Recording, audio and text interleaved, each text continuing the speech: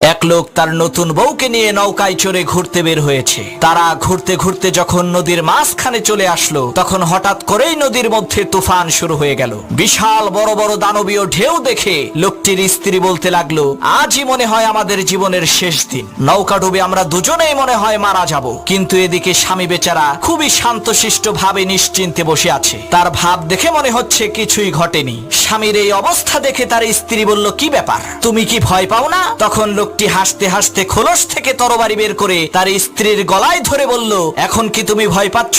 তখন তার স্ত্রী বলল, কি বোকার মতো কথা বলো, ভয় পাবো কেন? তরবারিটা তো তোমার হাতে, আর আমি জানি তুমি আমাকে অনেক ভালোবাসো। তখন সেই লোকটি বলল, ঠিক একই ভাবে এই ঝড় তুফান সবকিছুই আল্লাহর হাতে, আর আমি জানি আমার আল্লাহ আমাদেরকে অনেক ভালোবাসেন। আমার এই তরবারির নিচে তুমি যেমন নিরাপদ, ঠিক একই ভাবে মহান আল্লাহ তাআলার দেওয়া এই ঝড় তুফানের মাঝেও আমরা তেমনি নিরাপদ।